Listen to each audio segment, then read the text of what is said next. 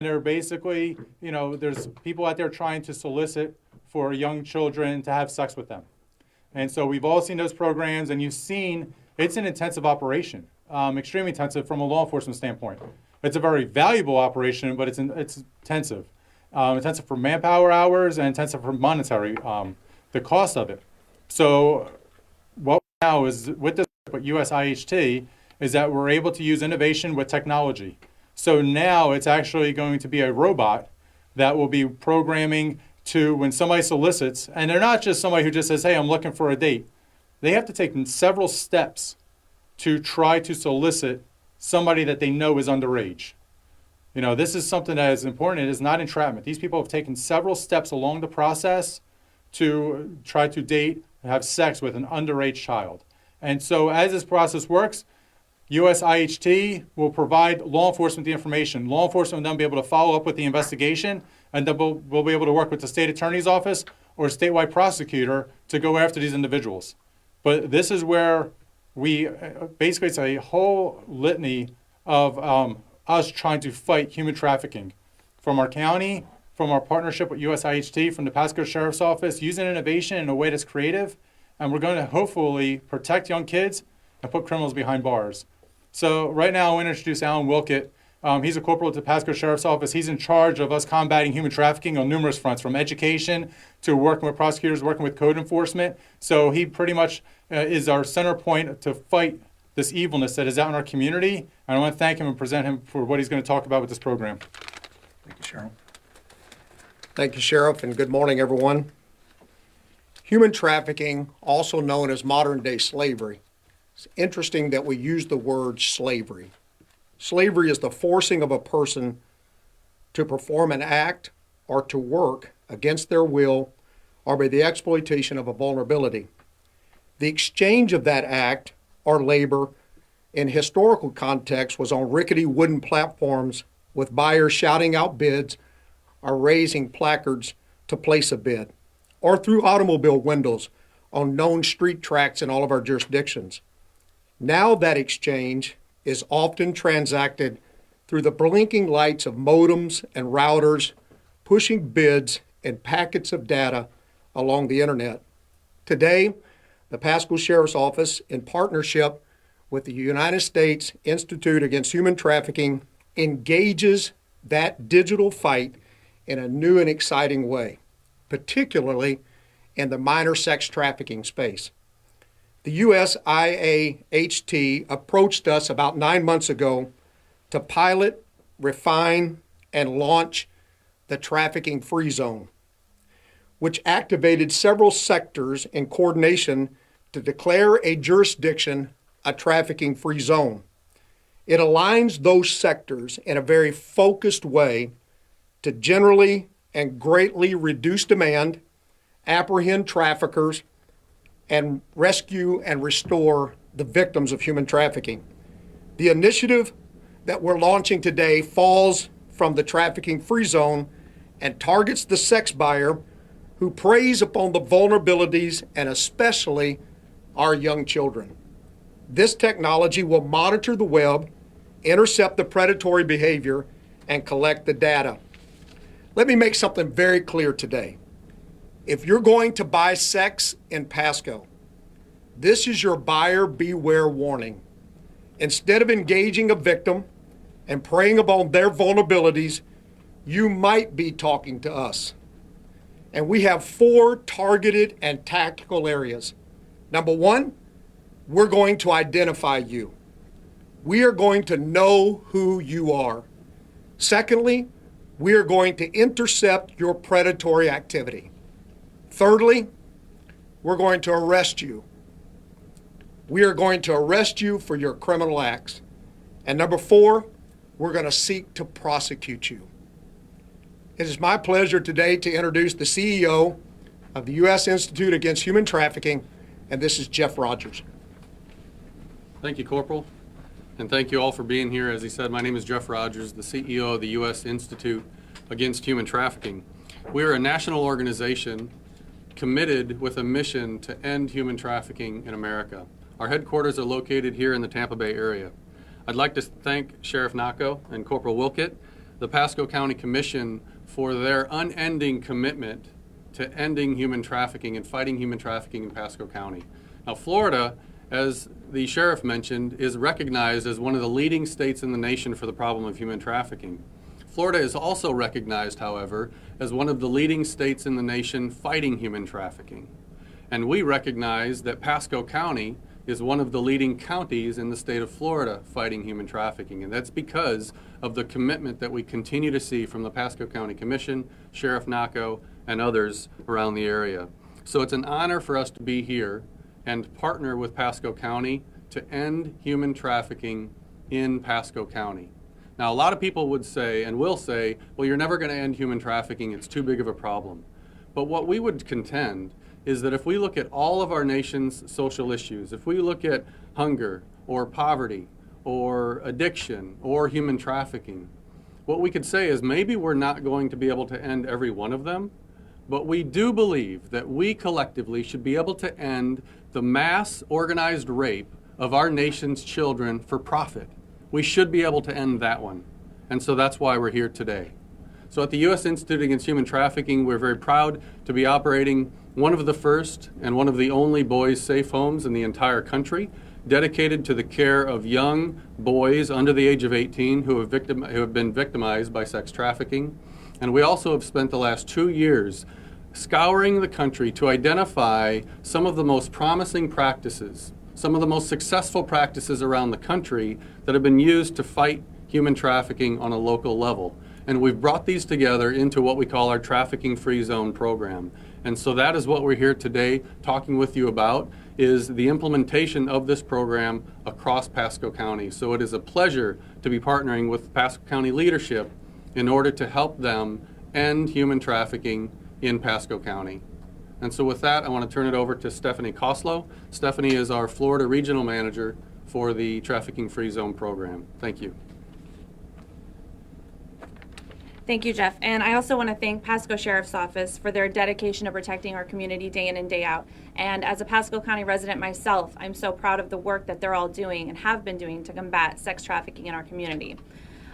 These bots are something that's being launched in Florida for the first time to really get a hold of what does this landscape look like in Pasco County? How many buyers do we have? What are they going after? How vigorously are they pursuing our children? And so I'm so excited to work with Pasco Sheriff's Office on that.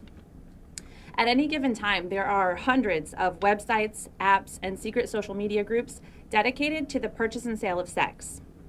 Oftentimes, trafficked and pimp-controlled victims are sold on these sites. To better understand the landscape in Pasco, we began to do some research a little while back. We selected 2 of these sites, and we filtered them down to the most narrow search criteria possible. One we could filter down to Pasco County specifically, and one we could filter down to Tampa. For just 2 months, all we did was count the number of ads that appeared on these sex-selling sites. And over that 2-month period, we counted over 32,000 ads. We have a lot of sex buyers here in Pasco County. And studies show that 80% of those buyers don't care enough to check if the person they're purchasing is an adult or a child. That's why it's so important to launch these bots with Pasco Sheriff's Office. The Trafficking-Free Zone is a community-based approach to fight this demand that fuels sex trafficking. In addition to our initiatives with Pasco Sheriff's Office, we've been engaging with Pasco County business leaders, church leaders, healthcare organizations, educational institutions, and other community partners so that everyone is aware of what this looks like in our community and that this is working together at the same time with the common goal of reducing demand. Business and community leaders in Pasco are already beginning to issue proclamations, taking a public stance against sex trafficking. They're attending awareness presentations so that they know how to identify a potential victim and who to report their suspicions to. Business leaders are instituting a zero-tolerance policies in their handbook against sex trafficking related activities and now have the resources to give employees who may be struggling with porn or sex addiction. Our local students are creating student-led anti-trafficking clubs in colleges and high schools in the area. And our church leaders and their congregations are getting more activated in ways that they can support survivors, safe houses, and provide rehabilitation programs for buyers. But it's going to take all of us. We have to get educated to understand what sex trafficking looks like in our community. We have to get enraged that this is happening to our children. And we have to get engaged. We invite you, Pasco County community members, to take a stand against sex trafficking by declaring your business, church, school, organization a trafficking-free zone. We at the U.S. Institute Against Human Trafficking will walk you through this process and provide the resources and materials needed so that you and your sphere of influence can join us in combating demand. You can request more information on that or an awareness presentation at traffickingfreezone.com. Thank you again to Pasco Sheriff's Office for all that you're doing, and thank you to Pasco community members who have already taken a stand against the sex trafficking that's happening in our own backyard. Thank you. Any questions? I guess, could you, at first, whoever maybe could answer this best, explain the intercept bots, how it works, how that automated system works? Sure. So what happens is we're working with a technology organization out of Seattle called Seattle Against Slavery. And what they do is they help us to create codes that we attach to online ads. And so what we at the U.S. Institute are doing in collaboration with Seattle Against Slavery is creating ads and posting them on a number of high traffic websites here in Pasco County with a bot code attached so that anybody who engages with that ad, so if anybody who goes to the website, filters it down to Tampa, looks through the ads, selects that one, puts the number in their phone, and then starts texting that number, they're going to be talking with our robot. And during that whole time, we're going to be collecting information and data. Whatever data we can get from that individual as they're contacting us, we're going to collect that. And over the course of a 45 to 60-day period, we're going to be just looking at that data and understanding what the landscape looks like here in Pasco so that Pasco Sheriff's Office can develop the correct initiatives to really tackle this problem in the most efficient and effective way. So it's a fake ad, like we've seen with humans on the other end, but Yes, now it's a robot, so exactly. you can do a lot more. Right, and the bot can talk to thousands of buyers at the same time and collect data on all of it. And so it really frees up a lot of time and money for the Sheriff's Office. So how worried should people who are, on these websites be now that this exists? I think they should be really worried.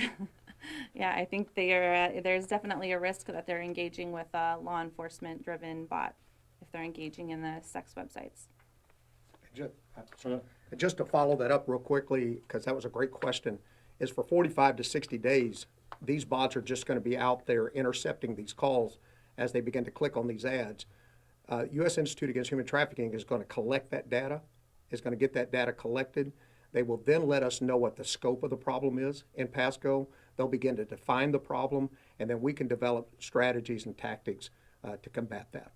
If I could say something too. So I would like to say the buyers should be very worried, and that's intentional. We are targeting the buyers for this because we recognize that sex trafficking is really a supply answer to a demand problem. The problem lies in the demand. Even if tomorrow, across the entire country, if we could rescue every single victim of sex trafficking in the entire country, really all we'd be doing would be creating an entire vacuum of supply, and the traffickers would fill that back immediately. So if we're really going to end sex trafficking, we have got to go after the demand. And we as a society have got to stand up and say publicly, it is not okay to buy sex. And it is not okay to solicit sex with a minor, especially here in Pasco County. So the buyers need to be very, very aware and very nervous about this new technology coming to the county. Now, are you going after everyone or just the ones going after the minor? So soliciting sex is illegal. Doesn't matter if it's a minor or an adult. And the bots are indiscriminate. Now, many of the bot profiles, however, will be set up as minors. And so in the early stages of this, we will know that the individuals going after these specific ads are specifically soliciting sex with minors. But as we expand the program overall, it is about buying sex. So it's cutting off demand, whether it's soliciting sex with a minor or an adult. And Eric made a great question there. I think this is kind of something that goes across. This is technology. And so 20, 30 years ago, we would never be talking about something like this, bots and, searching for things online. But I think people have also often gotten to the point that they think that it's a protective space. I'm sitting in my living room, everything's okay because I'm just typing this online. But think, you heard about the word outrage. Think what the outrage would be if on a major highway, major roadway in Pasco County or anywhere in Tampa Bay, you had 8, 9, 10-year-old girls and boys lined up out there and people were trying to, pimp them out for prostitution. I can imagine it would be unbelievable the amount of people screaming, calling 911, saying, where is that for online? Because that is what's going on right now online. And what happens is, behind the scenes, there are pimps out there, there are people that have young girls, young boys, and they use this avenue. They're not standing on the street corner, they're using a technology. And so all we're doing is we're catching up to the technology. We're catching up to what criminals are doing. So that's why we put that warning out there to everybody. You know, that's not a safe space sitting in your living room trying to solicit sex and meet up with somebody who's underage or anybody. This is what we're doing, is coming after you, because we get it. No longer are they really using the streets. There are prostitution, unfortunately, on the streets, and that's another form of human trafficking, but they've also advanced themselves to go online because they think it's harder for us to go after them. Well, we're warning them right now it's not. And so, yes, this press conference, we appreciate everybody here. This is going to be part of our state attorney's office, statewide prosecutors. Everybody has been warned. You know, this is your warning. Do not try to solicit sex from anybody within Pasco County or Tampa Bay region. If not, all the law enforcement agencies, we're going to work together to come after you.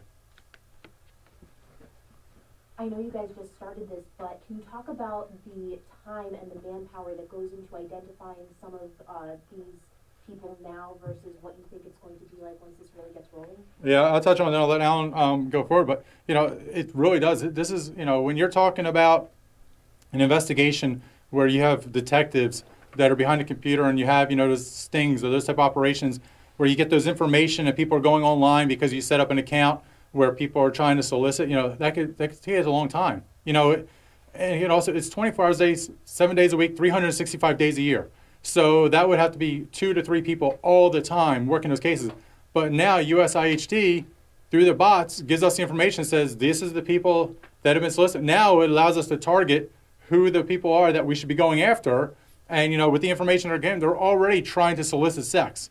They're already committing crimes. Now we just work with the prosecutors, and it's a much easier case for us to work because now we can go after and hammer them. But yeah, this is where technology with law enforcement, with, you know, USIHD, we're partnering together. It makes us more effective to go after people. And you know what? The best thing that would happen is that people shut down the computers. Well, I don't think it's going to happen. I know it's probably not going to happen. But if people say, this avenue's been closed, I can no longer safely go after an explicit and go, you know, try to have humans have sex with these people, you know, these kids or adults, that'd be the best thing for us if they recognize this isn't a good avenue anymore for them. Yeah, and I think one of the things that I think is important for us to understand is the time factor. You know, setting up a sting operation, reverse stings, and things of that nature obviously require a lot of manpower, a lot of time, a lot of planning. And while the planning and those types of things are still in play, even with this allows us to really target in. We begin to get the worst of the worst, and then we expand from that. So we're looking for repeat callers. We're looking for people who are continuing to hit these ads. And as that data is collected, it allows us to really drill down and begin to pick off the bad of the bad. And as the sheriff said, I mean, we're coming after you. This is really buyer beware. We are coming after you. And it's important to understand that what technology has done is it's decreased the time of grooming as well for these victims. You know, what used to take days or weeks of grooming out on playgrounds and malls and stalking and all that, even from the trafficker to the victim, the grooming process has been reduced because of the technology. And there are 4 stages of grooming, and that grooming stages has been accelerated through technology. So we want to get in there and intercept that, and this allows us to do it efficiently, effectively, and very timely. Head off of that. One of the things, you know, this is from a policing standpoint. So everybody recognizes that the Pasco Sheriff's Office, we utilize intelligence-led policing and we utilize social network analysis. So when we talk about intelligence-led policing, it's basically the big 4 crimes. You know, we talk about robberies, burglary, auto thefts. Well, those that go out and solicit sex from minors or anybody, they may not usually be engaged in those type of criminal behavior. So they wouldn't usually be on the radar with ILP. Well, now this allows us to go out there into another avenue to target those that are involved in the human trafficking, involved in soliciting for sex. So these are people that wouldn't be necessarily involved in property crimes, violent crimes, but they're involved in a different type of crime, a more horrendous crime in some of the cases. And so that's why we're able to target this group that we never been able to get as much information on as we have with other types of criminal organizations. How soon will these bots be working? Today. Can someone explain how the deterrence website works? I didn't know, like, if it's like a buyer tries to click on a link and it redirects them to a deterrence website. I wasn't sure about. Sure. Yeah. So the deterrence website, the technology component on our end with the trafficking-free zone has 4 different components. The bot is one. The intercept bot that's working with law enforcement is one of the components of technology. The deterrence website is another. And so part of our technology module is a lot of social media and Google AdWords ads targeted directly to sex buyers on the internet. And so if they click on those ads, then they're sent to a deterrence website, which simply offers resources, local and online, for porn addiction and sex addiction rehabilitation programs.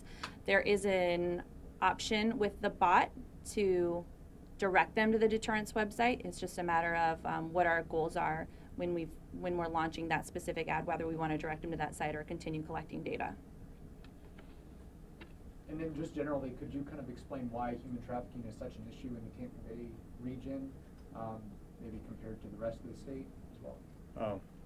I'll let Alan touch on that, but very briefly, why our region? Florida is a tourist area.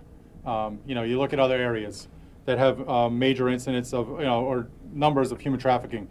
Miami, South Florida, big traffic area, big area where people tourism. Orlando, huge tourism. Jacksonville, Tampa Bay, we're a big tourism area. And unfortunately, and you've seen us out there when there's major events such as, a Super Bowl, a major sporting event, a major concert. We always warn people and say, look, these are times they traffic people in here because, it's an industry. They're trying to make money. So, I think Florida is predominantly because we're a tourist area. It's no different than Las Vegas. Las Vegas, we were talking about these conversations about how Las Vegas is a tourist area, and that's where, they're going to go after where the consumers are. And so when consumers are flying in here, their product, and unfortunately we talk about product and it's so nasty that we're talking about human beings.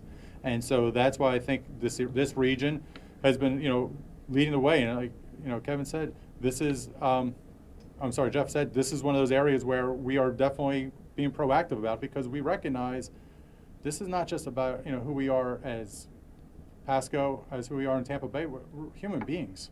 This is the dignity of human life. And how much is a life worth? And I can tell you, we'll put everything forward because, that is a human life that is being destroyed because they're being tormented and beaten. And in a lot of cases, I can imagine those victims would probably rather die than live the life they're living.